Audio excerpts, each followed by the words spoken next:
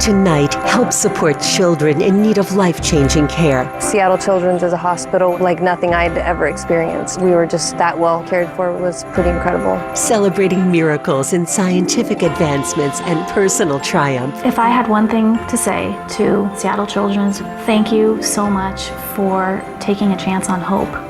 Welcome to Miracle Season. And now your hosts, Steve Poole and Molly Shen.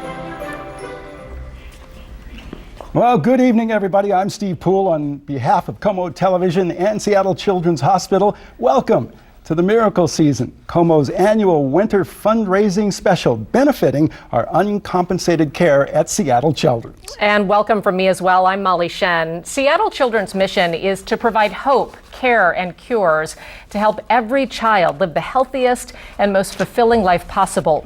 We'll experience different parts of that mission, exemplified by those featured in the stories you'll be seeing tonight, including doctors, volunteers, researchers, and of course, patients and their families. You bet. Now, to help us continue Seattle Children's mission, we're joined by a studio full of volunteers. There they are. They're ready to go. You guys ready? Yeah. All right. There you go. Sound out. You can donate at any time tonight by calling the numbers on your screen, and be sure to watch for our miracle. I like that. I love that. Yeah, we're going to be doing a lot of those miracle matches here this evening, so it's going to be a great time. You're going to be having a way to double your impact. So stick with us, folks. This is going to be a lot of fun. Also joining us tonight are members of the Northwest Girl Choir. Holiday music is part of what makes this time of year so special, so we are thrilled to have them with us for this miracle season. The power of music also plays an important role in our first story of the night. Bailey Bryan is a local singer-songwriter taking Nashville by storm. But before signing any record deals, she was a patient at Seattle Children's. This is her story. When I was 16 years old, I had spine surgery to correct scoliosis. I don't really know how else to go into that, but the reason I tell people that when I'm on stage is because it's an experience that really shaped who I am as a person and an artist, and kind of gave me a lot of perspective when it comes to writing songs. And the main thing that it taught me was that sometimes the ugliest experiences are what create the most beautiful parts of us as people. I got to go and actually visit the Seattle Children's Hospital where I had my surgery today. And it was amazing. I got to sing some songs for people whose shoes I used to be in. So this is especially special for me to be singing this for y'all today. So thank you for being here.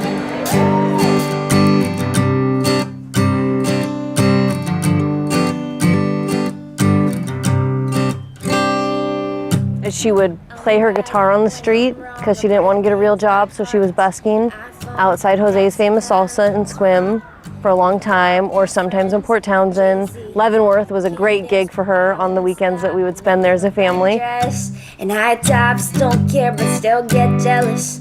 Without GPS, I'm helpless.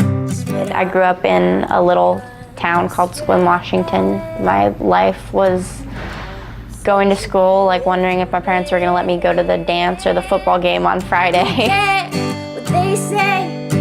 I saw something on Facebook that was for a songwriters workshop on Whidbey Island, which is where Bailey was born and my family still is, and it happened every Thursday in August. So we schlepped her over there every Thursday, and it was after the very first workshop that Becky DeVries, who is now her publisher, mentor, vocal coach, said, what do you guys want to do with her? Her first idea was bring her to Nashville for a week and let's see if she has the chops. I'm ambitious but don't like work. I write love songs. Can't flirt, awkward in conversation, but I'm Shakespeare when I'm texting. Sweatpants, but I'm still a lady. Trip and fall in public, gracefully. Black, but I'm nerdy. I party hard. That trip to Tennessee, the first one, was before her back surgery. She had something to look forward to. I don't want to call it a deformity, but my spine is not shaped like a normal spine, or it wasn't at that point. We tried physical therapy, because it's what we know, it's what we're familiar with and also believe in. But scoliosis is its own thing, and decided to continue to progress for Bailey. We prayed about it and finally had a peace about choosing to do surgery, and it wasn't Jay and I, it wasn't her dad and I, it was all of us. And I think Bailey said first, I'm ready. My whole experience being diagnosed with scoliosis and then opting to have corrective surgery for it, that's a whole part of my life that really super shaped who I am as a person and as an artist.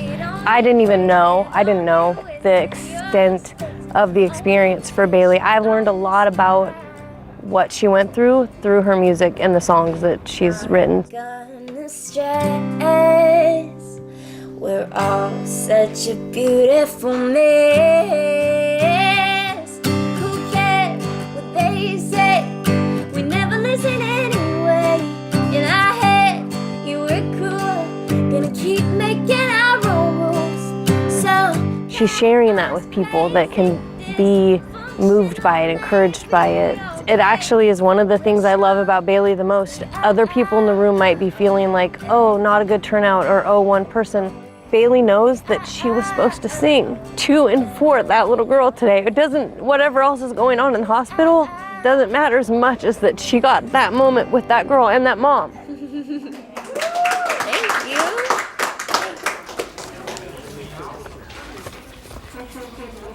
Very sweet to see. And what a great voice Bailey has. I know, she's fantastic. Yeah. All right, so folks, we've talked about the miracle matches. It's time for our first one of the evening. For the next 2 minutes, every donation of $50 or more will be doubled up to $25,000 from our friends at the Marriott. So let's start the clock right now. Here we go, the first miracle match. You folks at home, let's get going. And about half our phone bank is from Marriott, so they're helping donate the money and answer the phone. So that's great. We want to put them to work. Oh, yeah. Last year, Steve, Seattle Children's gave out $126 million worth of uncompensated care. $126 million, and as you know, that's what we're supporting tonight. All the money raised goes into that uncompensated care fund so that families don't have to worry about it. They've got so much on their mind if they wind up at Seattle Children's. That's so true. And I think for both of us, we both have children that have been to Children's. We have. Well, we have the parent perspective too, yeah. We do. And it was kind of nice to go there and get this feeling like, this is not just lip service what they're doing it. Right. I mean, it really is quality care in the best way possible for kids. So it's an institution. We love it, and you can help make it even better. Right. We're so lucky that they're here, and from day one, that mission has been that no family in our region would be turned away. And our region, of course, we're talking about Western Washington. It's really the entire state of Washington, also Alaska, Idaho, and Montana as well. Families come from all over. This is the Children's Hospital for this chunk of the country, and the money that you donate tonight goes to support these families, some of them who do have to travel quite a ways to get the care that they need. Yeah, and even when they get here, there's all sorts of programs to help them be able to, thrive in a let's say, in a place where they're just not really comfortable. Right, it's stressful. It's so very stressful to have all that happen to you. So to have not to worry about where am I going to get some food for the kids right now? Where are we going to stay? All these things, and they get answers for that, which is terrific. I was actually just talking to Jill Taylor, one of the DJs at Star 101.5, and she had a friend whose child had just had a surgery at Children's, and they said, do you have a crib? And she said, no, I haven't had a chance to get a crib yet. They provided the crib. Wow. I mean, that's the type of detail that they look at and the type of care that they provide. They make sure that everything's going to be as good as possible when you go. Yeah. All right, well, that miracle match is over, but we promise there are more coming up later in the show. And thanks to everyone who just called in a pledge. Remember, you can donate anytime by calling these numbers on your screen, and we do have more miracle matches coming up as well. Yeah, no question about it. In the meantime, let's hear from the Northwest Girls Choir, Amalibe Choir, as they perform Rockin' Around the Christmas Tree under the direction of Andrew Seifert and accompanied by Makaya, help me with this. Harumi Makayama. Makayama. I'm sorry about that, dear. The music will be excellent, though. Enjoy.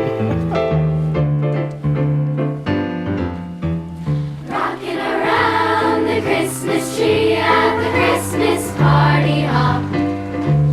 Mistletoe hung where you can see. Every couple tries to stop. Rocking around the Christmas tree, let the Christmas spirit ring. Later we'll have some pumpkin pie and we'll do some caroling.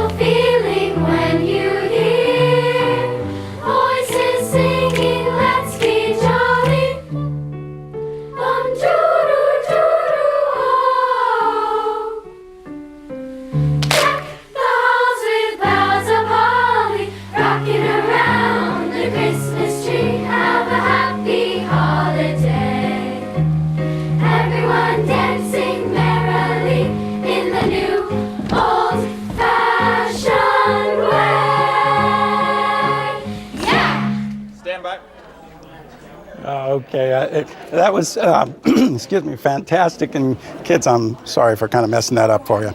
Anyway, let's take a look and see what's going on here. So part of the proceeds from the Miracle Season help benefit those patients and families that need to stay in Seattle for prolonged periods of time.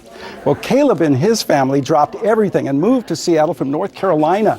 The hope, yes, that hope, that they would get world-class care provided by Seattle Children's, and that would drastically improve his life. This is his story. My son Caleb was born with a condition called MMIH, and what that means is his large intestine does not function. We were living in North Carolina. I had conversations with the doctors, and they basically told me due to his condition that he would likely not survive and definitely not leave a hospital bed. Living with MMIH can be very challenging for the patient and for the family. The motility of the bowel is not normal, and it's very unpredictable. So there'll be times when the bowel works normally and the patient can eat and drink and grow, and there'll be times, maybe days, maybe weeks, maybe even longer, where the bowel is not functioning appropriately.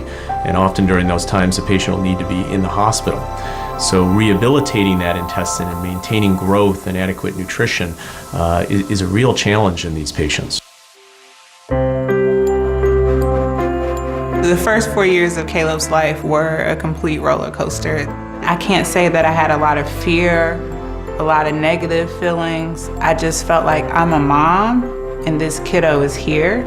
Let's give him the best life possible. We made the decision to come to Seattle Children's because we felt like it was Caleb's best chance of living a quote-unquote normal life. We dropped everything, we left our jobs, we came with no jobs, we came with no housing, we just kind of showed up.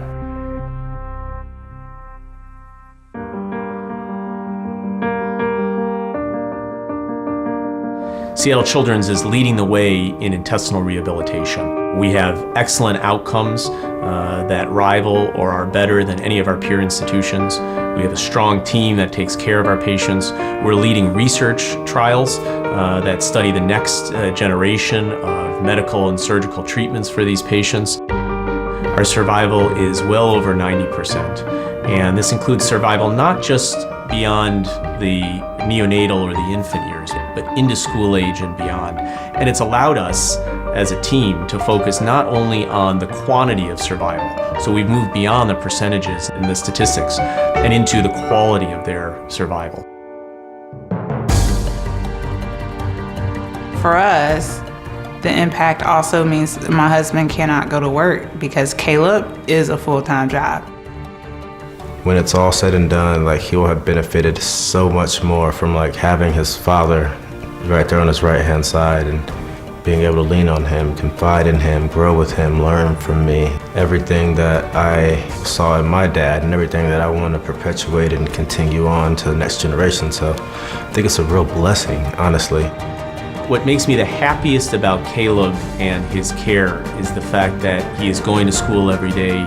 He's doing well in school, he's growing, he's really flourishing here in Seattle. And people are like, okay, so he's healed. And he's not healed.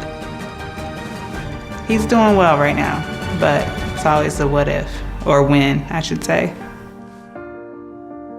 I don't think about cure because it would just mean everything to us for him to just enjoy a piece of birthday cake without thinking about, oh, is this gonna send him back to the hospital for 3 weeks? A cure for Caleb just allows him to be.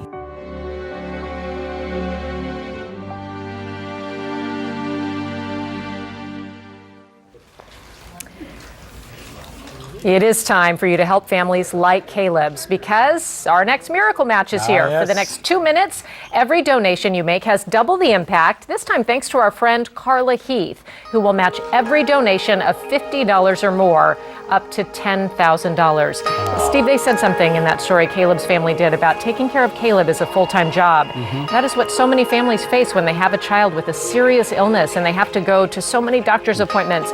Even if you're not in the hospital, you are going back on a regular basis with many of these conditions, with regular checkups to make sure things are staying on track. Even when your kids seem okay, you have to stay on top of that, and it is a full-time job. Well, and you know, it's so stressful to go through that, just dealing with the sick child, to add everything else in your world that you have to stay on top of. I mean, it's overwhelming. And to be able to provide this kind of care for your kids so you can maybe just drop down a little bit on your angst with the child, you know, and deal with some of that other stuff, it's huge. And that's what they do so very, very well. Right. They know that those families have so much on their plates, and if having something like the uncompensated care fund can just make it a little bit easier to go through life dealing with everything they're dealing with, well, that is exactly why it's here and why it's been the mission of Seattle Children's absolutely from day one. And they take care of families. You know, they make sure siblings are doing okay, that there's something going on for siblings as well, and that mom and dad get breaks when they need them. And yeah, they take care of everybody, not just the kids. And folks, you should know that this is not lip service on our part. Both of us have had children, our children, have been at Children's. And when you're there and you really get that validation of how great they are, and hey, they really do this for everybody. It's just amazing. I tell people all the time when I'm meeting families who are at Children's, you know, and many of them are there much longer than we were, but my daughter was hospitalized for 2 weeks, and it was the longest 2 weeks of my life. Oh, I bet. But she is perfectly healthy today, and that's thanks to the care she received at Seattle Children's. No doubt about it. We're about 10 seconds, I think, for this miracle. A little less, But here's the deal. We have more of these coming. So stick around and call your friends and tell them this is on. We got good stuff happening here. Yeah, let people know. You know, we've told so many inspiring stories on Miracle Season throughout the years. Stories of children battling illness with relentless resilience, determination, and grit. And the little girl featured in our next story embodies these qualities. If you want a small glimpse into her personality, we want to show you what she dressed up as Halloween. Do we have the picture? We do. There she is. Oh, is that Rennie? Yeah, it is Rennie. She is something else. Oh my goodness, what a cutie. That's right, everybody. This is Rennie, dressed up as a soldier on Halloween night. As you will soon see, it was perfectly fitting. Rennie fought quite a battle at Seattle Children's. Let's see what that battle entailed. My name is Andrea Olson. And my name's Eric Olson. What does it mean for me to be a mom? Well, it's the hardest job in the world and the greatest job in the world. I wouldn't trade it for anything. We chose to adopt. Honestly, it was something that I had always wanted to do. We knew that we could offer love and the permanency of a family to any child. So when our firstborn daughter, Sophia, was about 5 years old, we applied for our first adoption. We chose to adopt medically complex children. Actually, it was more of an evolution. After we brought home our first adopted daughter from China who did not have any medical needs, the program had changed. It had shifted to a medical needs program. I got 2 of them! I got 2! So nice! Where's the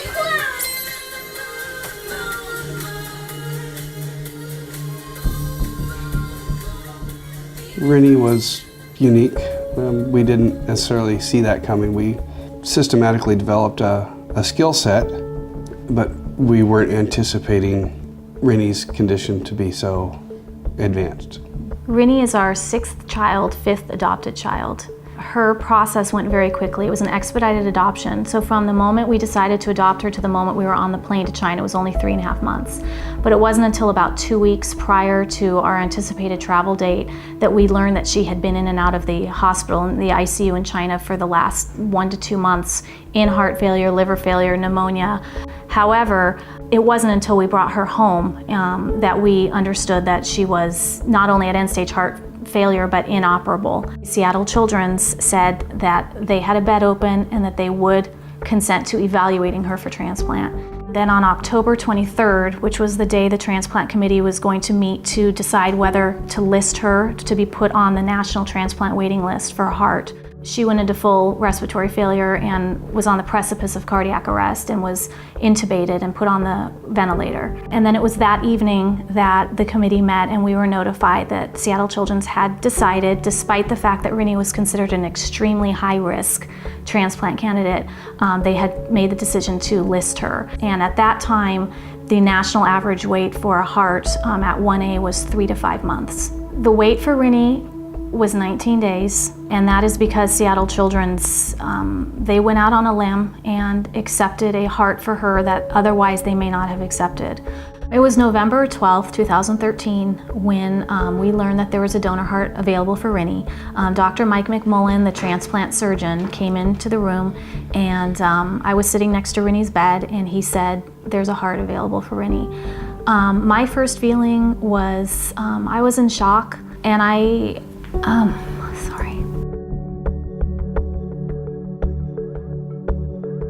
when your child's life depends on transplant, your child's life is depending on someone else's child dying. That was a very, very, very emotionally complex place to be. It didn't feel right to completely celebrate. It didn't feel right to completely grieve. It's not being dramatic to say that if that family on that day had not made that choice, our daughter would not be here with us. Is the point of adopting a medical needs child to find the right child for your family? Or should it be more about becoming the right family for a child? That is a lot how Seattle Children's views their patients. They took a chance on a very, very sick child that other transplant centers had turned away. People say that Rinny is lucky. There are so many people on the team that have dedicated their lives, that have put all their heart and soul into not just Rinny, but all the kids. You're part of her care team, which is unique in our experiences. Their dedication at such an elite level, it makes me feel like maybe it wasn't so much luck. Her journey to becoming healthy was a culmination of the entire team bringing their A game to work every single day. Is that Dada? Dada? Yeah. It is so important to support Seattle Children's Hospital. So many families, these illnesses hit them out of nowhere. To have such a fantastic institution right there in Seattle for kids is such a blessing for the community. We come from 4 hours away every time our kids have a cardiac appointment. We drive up from Oregon to Seattle Children's for a reason. If I had one thing to say to Rinny's team at the Seattle Children's is thank you so much for taking a chance on hope. Thank you, Seattle Children's.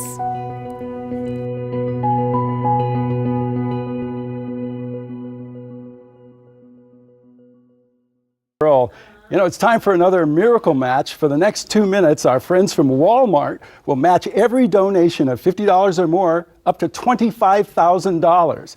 You're calling. It's really going to be great. So let's get that started right now. Yep.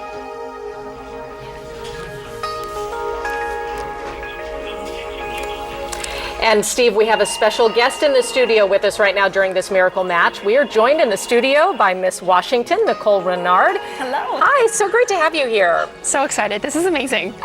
We're glad to have you be a part of it. It really is a special event for us here at Como, and I know it's something that is meaningful for you as well. You've actually been to Seattle Children's to visit some of the kids there. Tell me a little bit about that. I have. I actually got to go last month and visit the kids, and I'm going tomorrow morning. Oh, and good. I'm so excited about That's it. great. They're precious. I get to go in the playroom and hang out with them.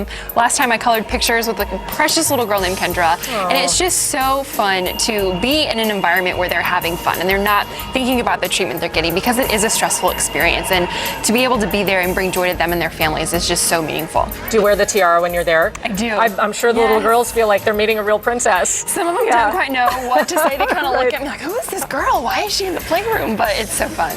I understand that you have a personal connection in your family that gives you deeper understanding of why children's hospitals are so important. I do. So my cousin McKenna, when she was 12 years old, passed away from AML leukemia. And during her treatment, she was actually treated at a hospital through Children's Miracle Network. And I know for a fact the difference, the tremendous difference that they made for my family's experience going through that. One of my best friends also, when I was in first grade, was treated at Seattle Children's Hospital. And I remember making the trip over here to visit her, bringing toys from our neighborhood and friends at school. So I know how much this makes a difference, and that's why it's so important to call and to give during the season. You know, in addition to the treatment too, there's so much research going on right now. Leukemia is one of those areas where things can be different for some of the kids who get those same diagnoses today than did earlier in our lives. It's amazing how quickly some of that changes. So I'm sure that that's a really tough story about McKenna. We really appreciate you sharing it with us and being here with us and just supporting this great cause. It's meaningful to all of us for many different reasons. So yes, thank you very much. Thank you. Well, we just saw Rennie and her family's incredible journey at Seattle Children's, and when we come back, we'll join them on a checkup appointment to see how Rennie is doing today. That and more when Miracle Season continues.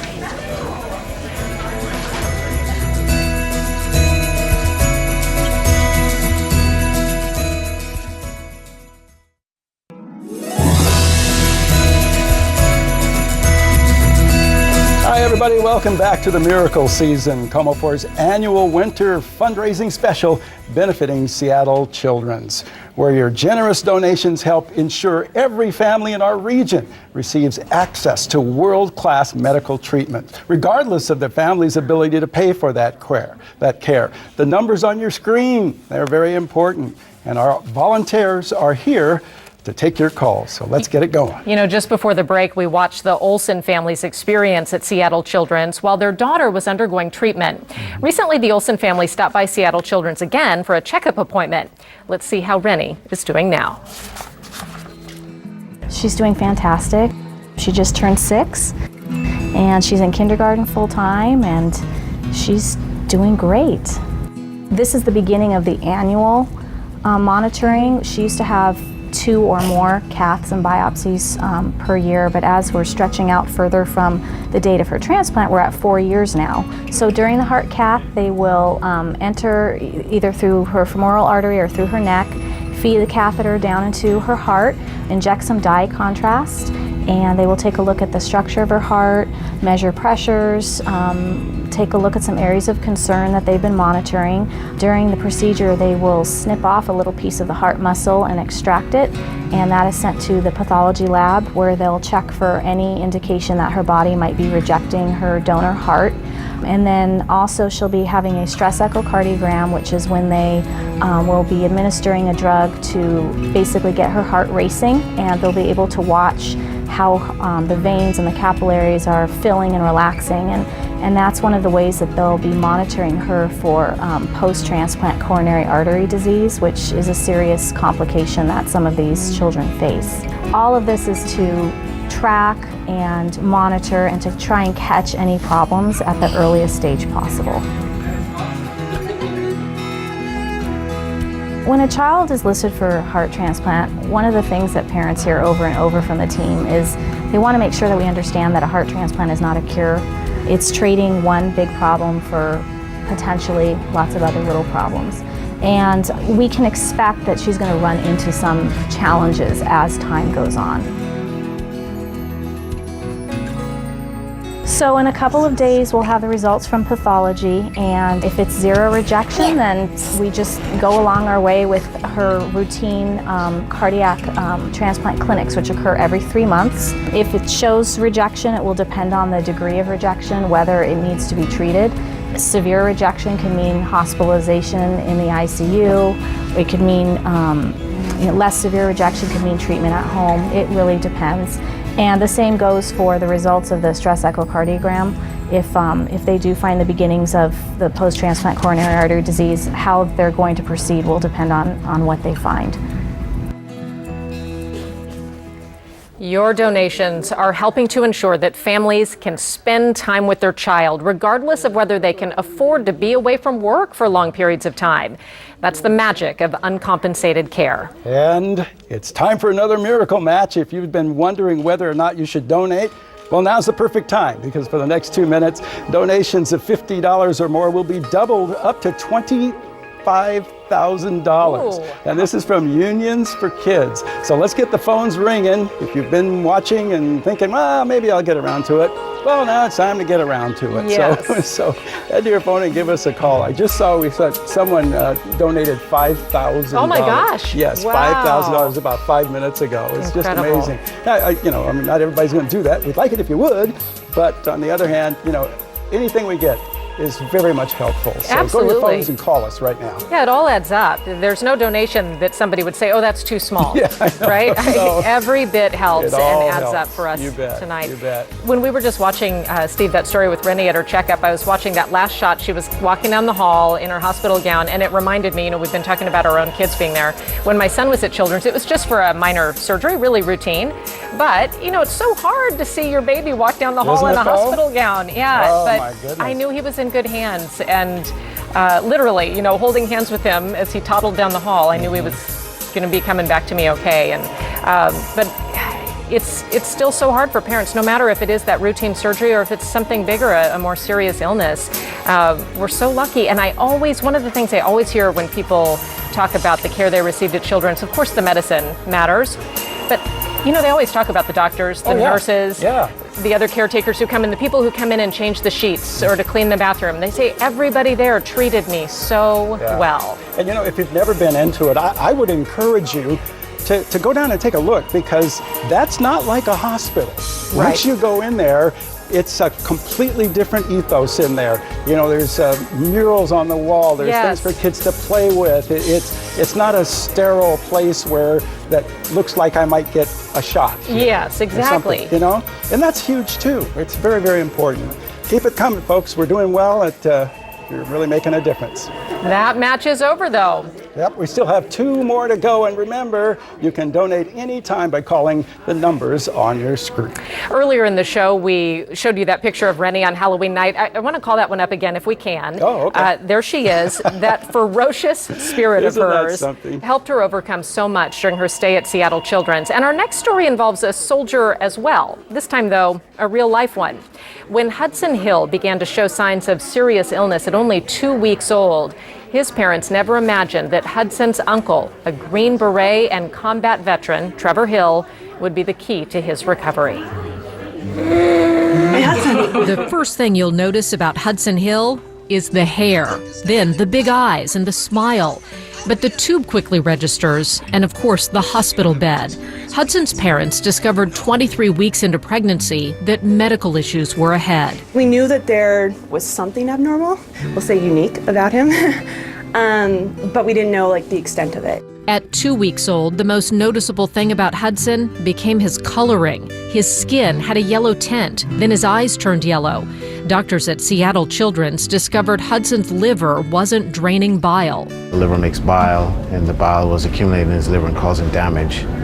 So he progressed to end-stage liver disease and needed a liver transplant. No parent, it's scary.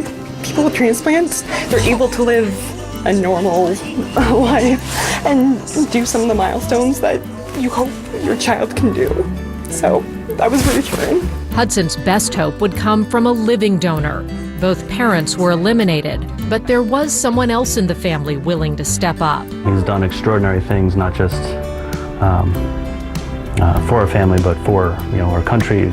Morgan's brother Trevor is a Green Beret, a lieutenant colonel in the Army Special Forces. I couldn't be more proud that he was a part of this situation, especially given what he's gone through. Trevor has gone through war. He's been deployed to combat zones 5 times. In 2005, his team was attacked. We rolled over, and 2 of the 4 people in my vehicle were killed instantly. And I was trapped in the overturned vehicle, and I caught fire. Other soldiers reached into the flaming wreckage to save him. Ever since then, I have, survivor guilt from, why did I survive and those 2 guys didn't? And then I also have, these guys saved my life, and what do I do to pay that back? 12 years later, he paid that debt with a piece of his liver. A living liver transplant is one of the most complex operations involving 2 surgical teams. Trevor was at UW Medical Center, where doctors closely communicated with Hudson's surgeon at Seattle Children's. Terrific. Dr. Dick says you're ready. Surgeons removed 15% of Trevor's liver.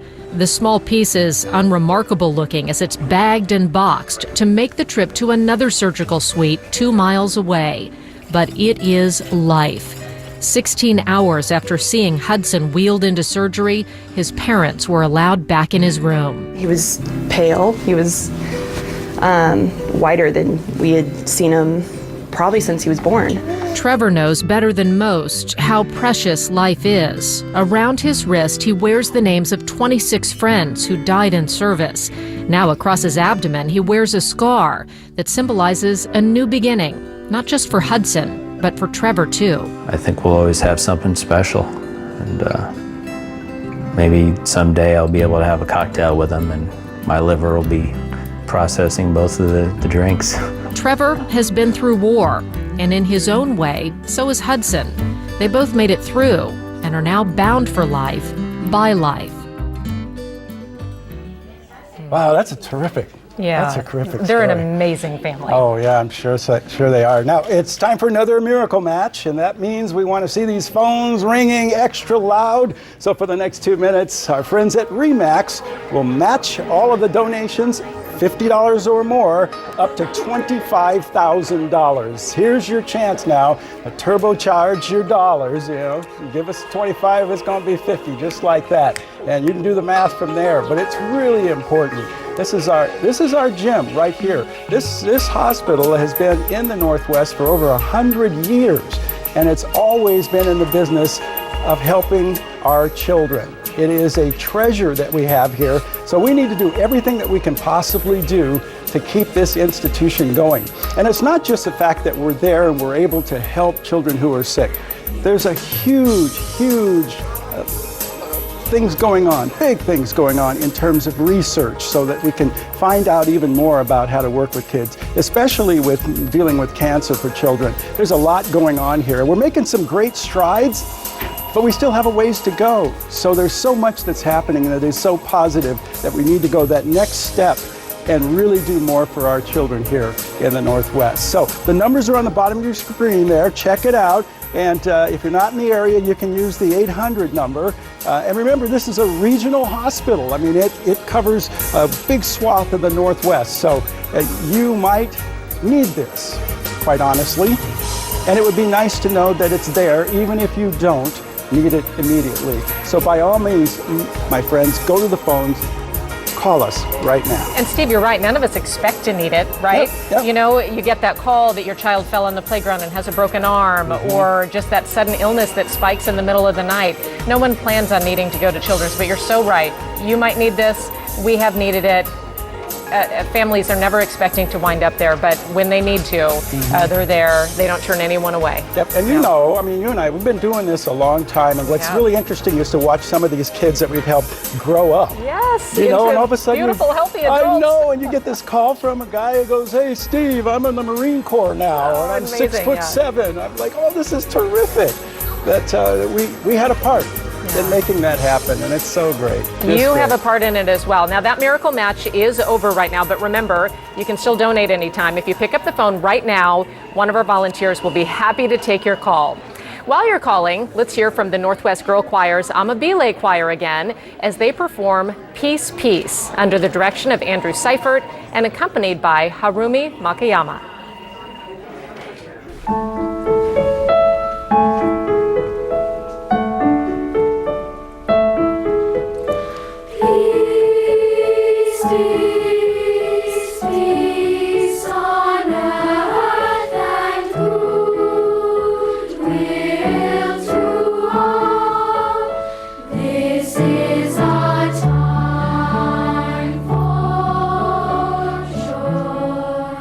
This is a time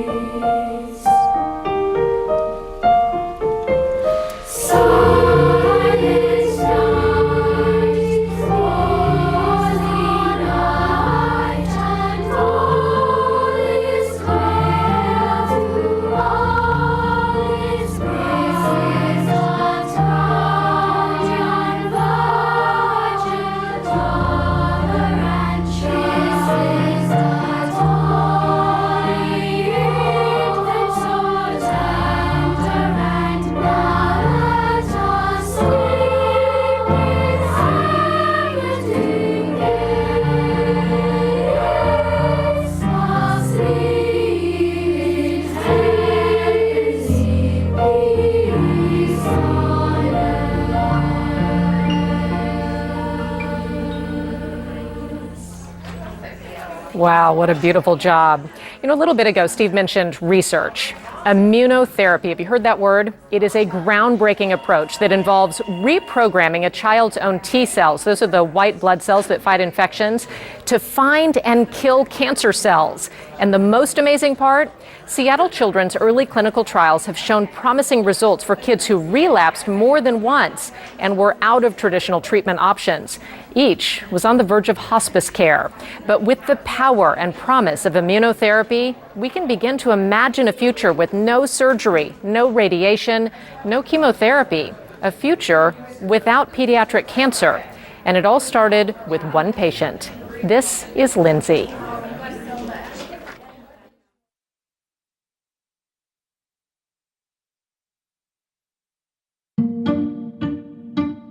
Back at age 15, Lindsay of Bellingham had no idea she would one day be a pioneer in cancer research. Her long journey began when her doctor called in the middle of the night with ominous test results. So they called me at like about midnight that night, and I had to call my mom at work, and we didn't know what was wrong. I knew something was very serious. And I said, is this something that can wait till in the morning? And they said, no, we need to see her right away. So I knew something was wrong. Something was wrong. Lindsay had ALL, acute lymphoblastic leukemia. So began an entire year of treatment at Seattle Children's. The chemo was successful, but 13 days shy of her 2-year remission mark, Lindsay got what seemed like a cold, but turned out to be the return of cancer. Then, more chemo, so strong this time, it nearly killed her. I could not stop puking. I was in a lot of pain. I got really bad chemo sores that were all the way from like my mouth and out, like my GI tract. There were days I couldn't get out of bed. There were so many nights that I was scared to fall asleep because I didn't think I'd wake up. But Lindsay persevered. And I knew that I had my mom that I had to be there for.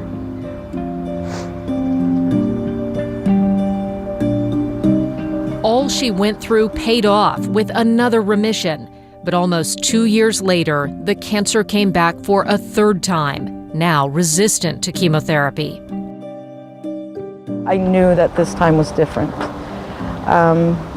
They had started talking about comfort care at home, the possibility of not surviving this time. But there was an option if Lindsay and her mom were willing to take a risk, a new cutting-edge clinical trial for a treatment that had never been tested outside of a lab.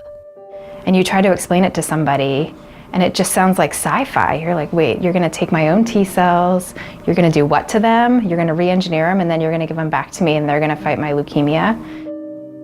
It seemed impossible, but it was hope for Lindsay, perhaps her only hope.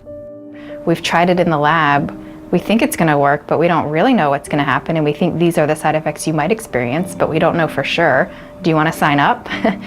And then you see these families and these patients put their trust in you to say, I hear what you're saying, I know this hasn't been done before, and we don't know what all the ramifications are, but sign me up. And the trust that they put in you to do it is really amazing. Not only are they really helping themselves, but also helping us and everybody that comes after them. Lindsay became patient number 1 in a groundbreaking immunotherapy clinical trial.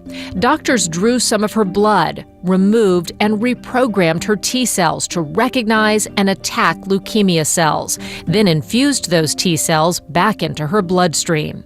The doctors are like, are you ready to make history? Everybody was so excited, and I was like, yeah, let's just do this. Let's just get it over with. Then everyone waited to see what would happen. A fever would be the first clue the treatment might be working. And every day we would round and we would say, do you have a fever yet? No fever yet. And then one night she got a fever, and the residents called me at home and said, Lindsay has a fever. And it was the first time in your life where a patient gets a fever and you're so excited that they got a fever. And then the next day we came in and we took an extra sample of her blood, and we actually could find the T cells in her blood, and we could find more T cells in her blood than what we gave her. So we knew that these T cells were growing, they were dividing, and we had a lot of confidence that they were doing what they were doing. And then a few days later, we got to check her bone marrow and saw that it was in remission. And that's a day that you just can't ever forget.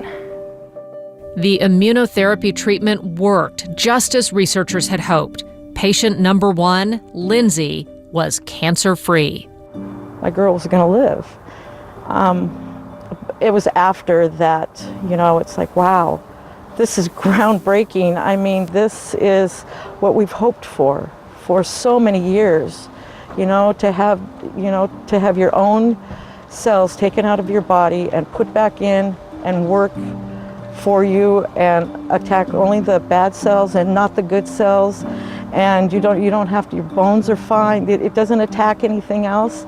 That's exciting. It was so exciting. It still is. I still get emotional when I think about it.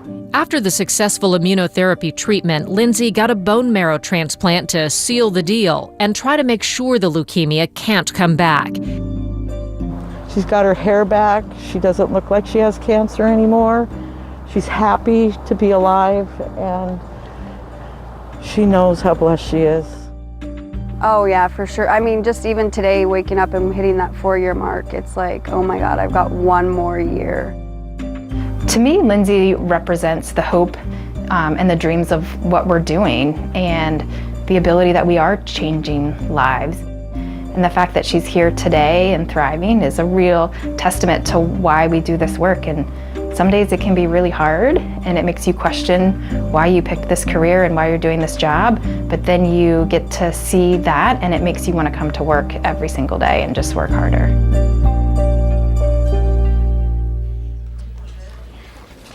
Well, it is time for our last miracle match this night. This is it, folks. If you've been waiting to call, don't wait anymore. It's time to get going. This next match is from Rachel Lynn Henley Foundation. Every gift of $50 or more will be matched up to $5,000. So go after it, folks. This is it. This is your last chance to have this happen.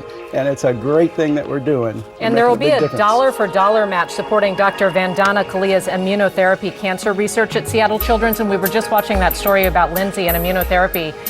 Steve, I was talking to one of the researchers recently, and he was telling me that they envision this future, and not even that far away, of where a leukemia diagnosis will mean a couple weeks of treatment.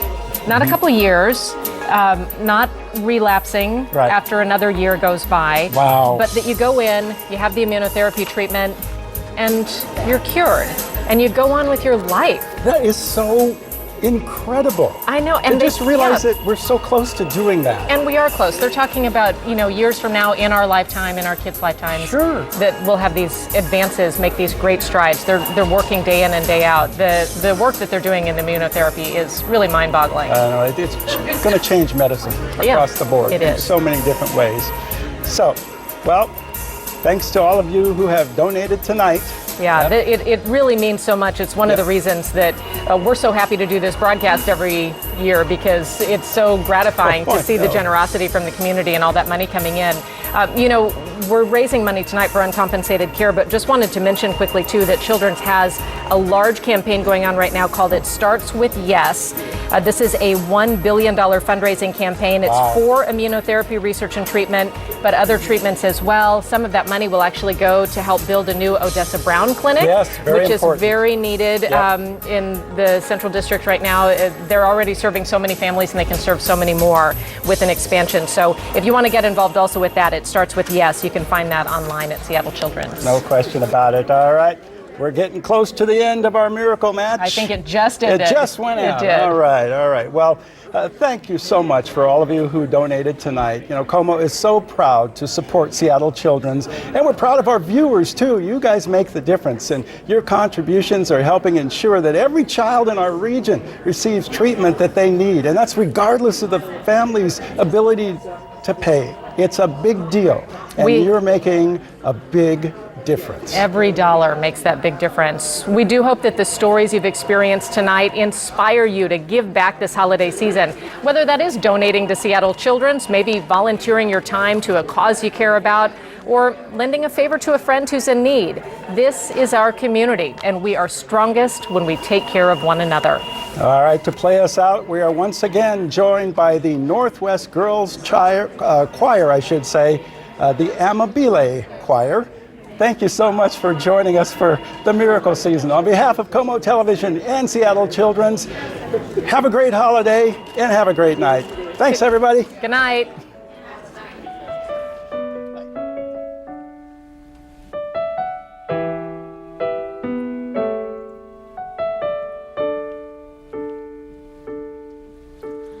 One voice in the darkness, one single voice, searching for truth, a voice that's filled with light and love. This is my voice, reaching for you. This is my voice, reaching for you. So be a light to those who need help along the way. Let kindness and compassion be your guide. Be a light to all. Let your voice ring loud and strong.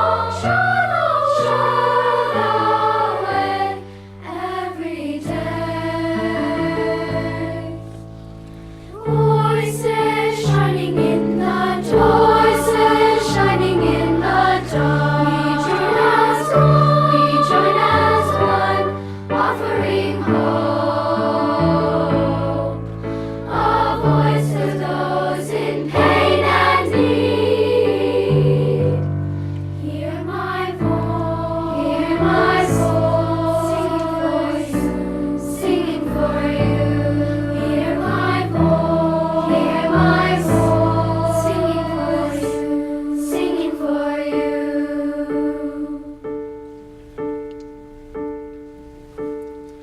One voice in the dark, one voice in the darkness, one single